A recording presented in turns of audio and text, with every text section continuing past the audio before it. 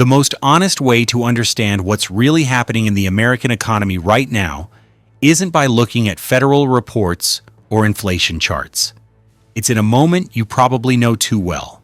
You're standing at the checkout. The numbers keep going up. And before the cashier even finishes ringing everything up, you're already doing something in your head. You're going back through what you put in the cart. Wait, did I really need all of this? That didn't happen 3 years ago. Back then, you'd fill up your cart, pay for it, and leave. The whole thing was just automatic. You didn't think about it. Now it happens almost every single time you shop. And that change, from just doing it without thinking to constantly calculating in your head, tells you more about what's actually going on with household budgets than any official number could. We keep hearing that inflation is under control, that the rates slowed down.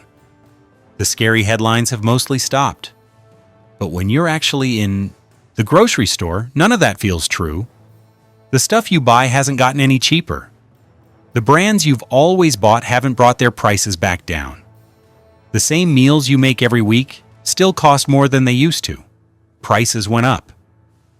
And then they just stayed there. Life kept going, just at that higher cost. This is the gap between what the official data says and what people actually experience. Economists talk about inflation cooling down. Families talk about budgets that never bounced back. On paper, yeah, the growth rate dropped. But in real life, the floor never came back down. But here's the thing most people don't realize. What makes right now different isn't just the prices themselves. It's all the other stuff that changed along with them. Small things, quiet changes, little pressures that built up so slowly that the whole experience of buying food just feels completely different now. This isn't a story about people panicking. It's about people being worn down. Let me walk you through what actually changed. There's a product you've been buying for years. At first glance, it looks exactly the same. Same brand, same packaging, sitting in the same spot on the shelf. But something feels off. It doesn't last as long as it used to. The box is a little bit narrower. The bag has fewer servings in it. The multi-pack is missing one. Each change by itself is small enough that you might not even notice. But when you add them all up, they're quietly taking away value without ever hitting you with that shock of seeing a higher price. This is what people call shrinkflation. The price tag stays the same, but what you're actually getting doesn't. What makes this so confusing is how it messes with your instincts. People shop based on memory. You know how long a box of cereal lasts your family. You know how many meals you can make from a bag of rice. You know your routine. Shrinkflation breaks that routine. You buy the exact same thing you always bought, but you run out faster than you expect. The pattern you counted on just falls apart. It's not just that things cost more. It's that you can't predict it anymore. And here's the problem with this. The official inflation numbers don't really capture it. Shrinkflation only shows up a tiny bit in the measurements they use for price changes. But the psychological impact? It's huge. People notice it. They feel it directly. When it gets harder to tell what you're actually getting for your money, you start losing trust. You can't just take anything at face value anymore. Every package becomes something you have to look at closely. Every purchase becomes this mental calculation. You stop assuming things are fair. This is where those unit prices, the price per ounce or price per count, were supposed to help. And in theory, they do. But in practice, the labeling isn't consistent and package sizes keep changing. So comparing things is way harder than it should be. What used to take you one quick look now takes real time and focus. The work shifted from the store to you, and over time, that adds up. People start wondering if they're being taken advantage of. They're not sure if they're paying more or just getting less. It stops feeling like a normal transaction. It starts feeling like someone's trying to get one over on you. Shopping stops being something you do on autopilot. Now you have to stay on guard. And when that trust breaks down, people look for ways to get some control back. They hunt around for deals. They compare prices at different stores. They slow down in the aisle to do the math in their head. The pressure doesn't go away. It just moves inside your own head. But there's another part to this. Because while all that's been happening, the actual stores themselves have changed too. Over the last few years, grocery stores have gotten noticeably harder to deal with. It's not that they're chaotic or loud, they're just more difficult. There are these small obstacles now between you and what you're trying to buy. And every single one of them costs you something that never shows up on your receipt. This is what I think of as the friction tax. It happens when basic everyday items are locked up behind plastic, when you have to push a button and wait around for someone to come help you, when the regular checkout lanes don't have enough people working, so you're stuck using the self-checkout that somehow takes longer than it should. None of these things make the actual product more expensive, but they all ask for something else from you: your time, your patience, your attention, your energy. On their own, these moments seem like nothing. A few extra seconds here, a minor hassle there. But grocery shopping is something you do over and over again. When friction gets added to something you're doing every single week, it starts to pile up fast. What used to take you 30 minutes now takes 45. What used to be something you could do without thinking now needs you to plan ahead. People start changing their routes through the store to avoid the locked up aisles. They skip items because it just feels like too much trouble. They leave earlier than they meant to because the whole thing has gotten exhausting. This is why friction feels so personal, even when it's happening to everyone. You're not paying more money, exactly. You're being slowed down. Your time is being taken without anyone paying you for it. And when your time becomes part of what the trip costs you, the whole thing changes. Shopping doesn't flow anymore. It keeps stopping and starting. The rhythm gets broken. The mental work goes up. A lot of people respond by just doing less, grabbing fewer things each trip, making faster decisions without thinking them through as much, not looking around at anything new. Other people switch to completely different stores, not because the prices are lower, but because the whole experience is smoother. Just being able to get in and out easily becomes valuable all by itself. And when the environment keeps adding all this friction, getting a discount starts to feel more important. Not even because it saves you that much money, but because it feels like you're at least getting something back for all the extra effort. That's how this friction tax ends up pushing people toward the next thing. If you're already spending all this time and patience, the only question left is where you can find some relief. And more, that relief isn't on the shelf anymore. It's on a screen. By the time someone pulls out their phone while they're standing in the grocery aisle, something fundamental has already shifted. Saving money isn't something that just happens anymore when you make smart choices. Now it's this active thing you have to participate in. A lot of times, the lowest price isn't the one they're showing you on the shelf. It's the one you unlock by having the right app or the right membership or the right account status. This is the digital side of grocery shopping now, and it's changing all the rules. More and more discounts get funneled through these digital coupons, loyalty programs, and personalized offers. Two people can literally stand in front of the same exact product and pay different amounts, depending on whether they downloaded the app, logged in, and turned on the right deal. That difference isn't random. It's set up that way on purpose. The system rewards you for participating and penalizes you for not. For a lot of people, this doesn't feel like some nice bonus feature. It feels like something you have to do. If you don't use the app, you overpay. If you do use it, you're trading your time, your attention, and your personal information to get access to prices that used to just be normal. What used to be simple, you give them money, they give you food, has turned into this ongoing task you have to keep managing week after week. This completely changes how shopping feels. You're not just picking out groceries anymore. You're checking notifications on your phone. You're going through and clipping digital coupons. You're wondering if you missed some deal you were supposed to know about. Your cart becomes like a scorecard. If you put in the effort, you get rewarded.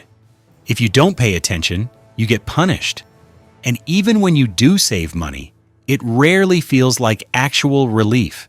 It feels like something you earned, something fragile, something that might not be there next time. There's also this quiet shift in who's responsible. When prices feel high, the system kind of implies that it's on you. You didn't optimize it right. You didn't check the app. You didn't plan far enough ahead. You didn't do enough research. The cost gets framed like it's your personal failing, not something built into how things work. Over time, this wears down your confidence.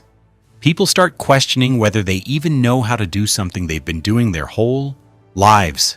Shopping stops feeling neutral. It starts feeling like you're being judged, like every trip is some kind of test you might fail. And once getting a good deal requires all this effort, your behavior changes. You stop grabbing what you actually want. You grab what you can justify. You compare things. You substitute. You second-guess yourself. What ends up in your cart changes. Not because what you like changed, but because the rules changed. That's the start of this more defensive approach, this more careful way of shopping, where avoiding things becomes more important than choosing them. Once grocery shopping becomes this thing that takes constant effort and you always have to be on guard, people's behavior adjusts in pretty predictable ways. They start protecting themselves, not from going hungry, but from regret.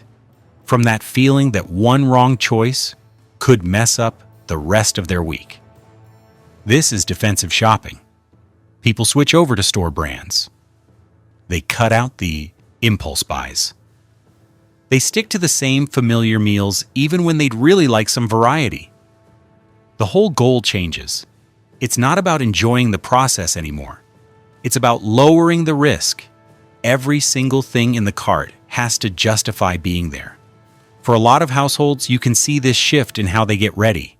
Their lists get more rigid. They move through the aisles with a strategy. They look at promotions with suspicion. New products get ignored completely. Anything that feels unnecessary just gets put off forever. It becomes less about discovering anything and more about just executing the plan. What makes defensive shopping so tiring isn't the giving things up part. It's all the decisions. Every choice means comparing. Every substitution means doing math in your head. Over time, this just creates this exhaustion. Grocery shopping becomes mentally draining in a way it never used to be. The task doesn't get any shorter. It just gets heavier. This exhaustion changes how it all feels. Even when a trip goes smoothly, it doesn't feel good. It feels like you barely made it through. You didn't overspend. You didn't forget anything important. You didn't miss a deal. But you don't feel accomplished or anything. Just relieved. You're avoiding things instead of choosing them. You're constrained instead of comfortable. There's also this quieter emotional cost. Food is really personal. It connects to your traditions, how you take care of people, who you are. When shopping becomes this defensive thing, those connections get weaker. Meals become about getting it done efficiently instead of actually enjoying them. The store becomes a place where you hold yourself back instead of a place with possibilities. And even after making all these adjustments, a lot of households find that the numbers still don't quite work. Prices are still up, portions are still smaller. The amount of effort it takes to keep costs down just keeps increasing, and that's when something else starts to fill in the gap. When trying to optimize everything stops being enough, households start looking for flexibility, not in what they're buying, but in how they're paying for it. That's where the next shift happens, usually quietly, without a lot of discussion about it. When the optimization doesn't work anymore, the pressure doesn't just disappear, it redirects itself. Instead of adjusting what goes into the cart, people adjust how they're paying for the cart. This is where groceries start taking up space they never used to. For a lot of families, credit becomes like a bridge. The total's higher, so it goes on a card. And there's this expectation that things will even out next month. The groceries still get bought. The routine keeps going. On the surface, nothing looks wrong. But the relationship between food and money has fundamentally changed. Groceries used to be a cash thing. Predictable. Immediate. You paid, and that was it. The transaction was done. When credit gets involved, the transaction stretches out into the future. The cost of that food follows you home. It pops back up on a statement a few weeks later. Now it's competing with all your other bills. What used to be this separate weekly thing quietly turns into this monthly liability that keeps rolling forward. At first, it doesn't feel dangerous. The amounts seem reasonable enough. The minimum payment looks manageable. The decision feels temporary. But when it keeps happening, everything changes. When groceries lean on credit more than just once, they stop being a bridge and start closing off your future options. Every balance you carry forward takes away some flexibility. Those minimum payments claim part of your next paycheck before you even get it. Interest builds up quietly in the background. The room you have for any mistakes gets smaller and smaller. This also changes behavior. People start thinking in terms of cash flow instead of what things actually cost. They time their grocery runs around when they get paid. They put off trips. They stretch out what they have longer than they planned to. Food stops being just food. It becomes this thing you have to manage financially. And what makes this especially hard is how invisible it all is. There's no big moment where everything falls apart. No alarm goes off. The system just keeps functioning, but with way less room to breathe. Your stability becomes conditional. Everything's fine as long as nothing unexpected happens. And that's the problem right there. When the essentials depend on you having that flexibility, instead of actually having the income for them, any disruption hits way harder. Your paycheck comes late. Your utility bill's higher than usual. Something breaks, and you have to get it fixed right away. Every single one of these hits harder because there's no buffer left. This is how grocery shopping starts feeling risky instead of routine. Not because people are being irresponsible, but because the system quietly moved where all the pressure sits. Now here's where all of this loops back to the beginning. Remember that moment at the checkout? That thing where you're going back through everything in your head every single time now? There's a reason that's happening, and it's not just about the prices. One of the biggest things people get wrong in these economic conversations is assuming that lower inflation means lower prices. They sound like they'd be the same thing, but in actual lived experience, they're completely different. Inflation is a rate. It's measuring speed. How fast are prices going up? When inflation drops, all that means is the pace slowed down. It doesn't mean prices went backwards. The higher level stays locked in. That new floor becomes permanent. This matters because people don't experience grocery costs as percentages. They experience them as a baseline. Milk, eggs, bread, chicken, these become your reference points for every other decision you make. When those basics jump up in price and then just stay at that new level, your entire budget has to reorganize itself around them. And even when the rate of increase drops, what you're paying at the register doesn't. The system found its balance, but it balanced out higher. This is why so many people feel totally disconnected from the reassuring economic news. Some report might say prices are rising more slowly now, and that's technically true. But it doesn't change what you're actually paying. It doesn't change how much of your paycheck is just gone before you've paid for anything else. For people buying groceries, slower inflation doesn't feel like things are getting better. It feels like confirmation. This is just how it is now. Get used to it. The pressure builds up because groceries repeat. Rent happens once a month. Insurance is every few months or once a year.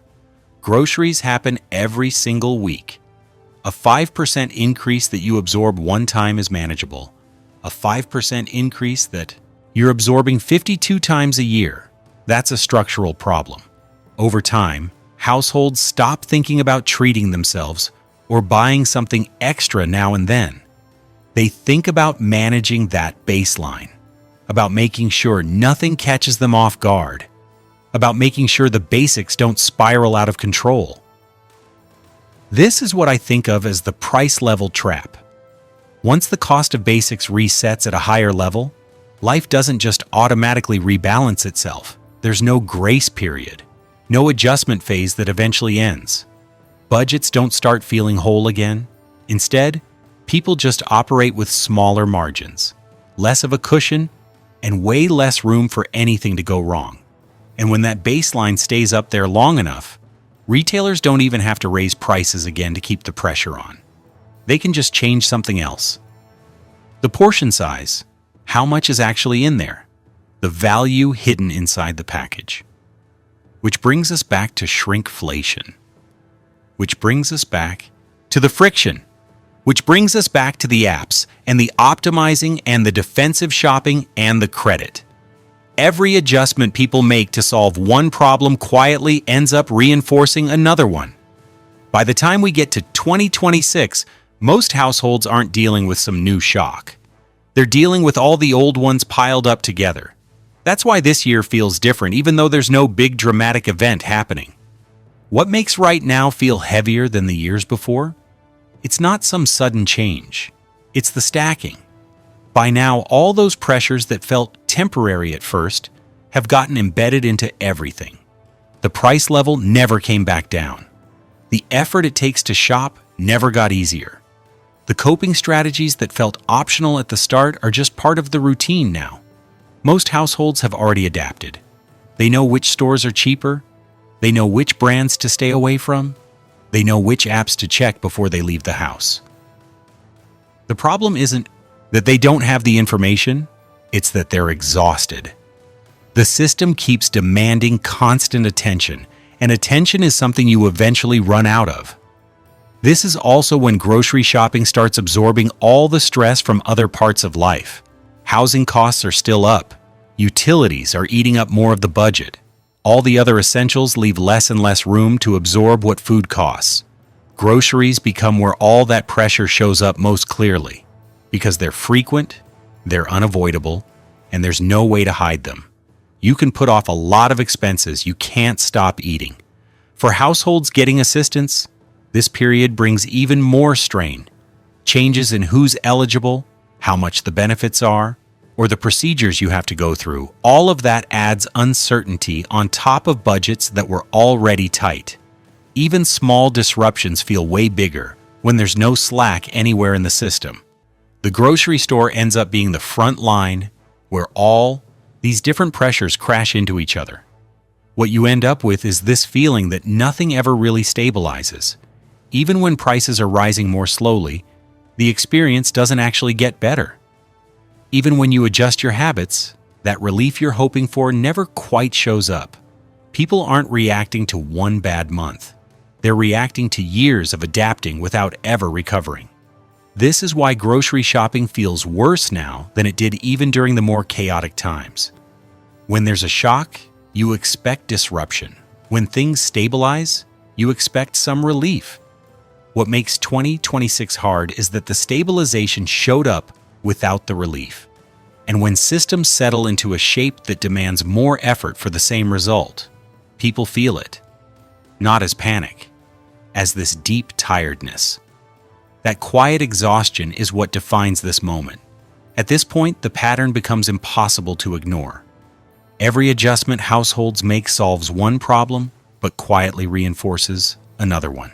Higher prices push people to hunt for deals. Hunting for deals pushes people into apps and loyalty systems. Those systems reward engagement and handing over your data, not making things simpler. As more and more people adapt, the system reorganizes itself around that behavior. It becomes more conditional, more demanding. This is the feedback loop that defines grocery shopping now. Prices stay high, so people optimize. Optimizing increases how much you're engaging with the system. That engagement makes friction feel normal.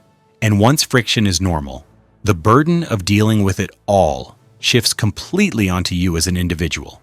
The store doesn't need to make things easier anymore.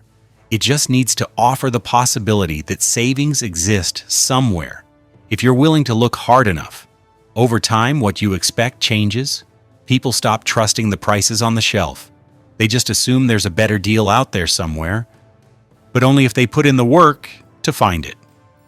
That assumption keeps them scanning everything, checking constantly, questioning every choice. Even when a trip goes well, it rarely feels good. You did everything right, but you're tired. The outcome's acceptable. The process is exhausting. This is why grocery shopping feels worse. Even when people manage to spend less than they thought they would, the cost isn't just financial anymore. It's cognitive. It's emotional. It's this constant need to stay alert in a space that used to be automatic. When people say grocery shopping feels worse, they're not imagining it. Yeah, higher prices reset the baseline, but the friction, the shrinkage, the conditional discounts, those reshaped the whole experience. What changed wasn't just what people are buying. It's how they're moving through the store, and how much effort it takes to feel like they have any control. Until prices feel predictable again, this pattern's going to keep going. In the middle of this broader affordability crisis, the grocery store has become one of the clearest places where that pressure shows up week after week. Not as panic, as fatigue. The question isn't whether people are shopping wrong. It's whether the rules quietly changed underneath them. Which part shifted first for you? The total, the portion size, or just the whole experience itself?